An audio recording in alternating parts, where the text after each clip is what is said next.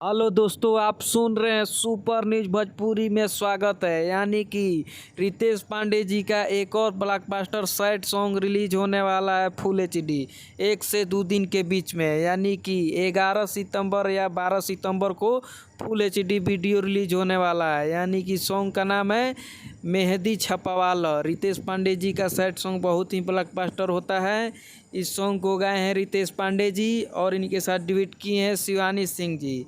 और इस सॉन्ग को लिखे हैं बिट्टू राज यादव और मंजी मित। इस सॉन्ग को 2 राइटर मिलके लिखे हैं, बिट्टू जी और मंजी मित जी। संगीत से सजाए हैं आर्या शर्मा जी। क्या blockbuster Arya Sharma ji music director देते हैं। यानी कि वीडियो डायरेक्टर किए हैं सोनू वर्मा जी PRA फिल्म से। यानी कि 1 से 2 दिन के बीच में फुल एचडी वीडियो रिलीज होने वाला है।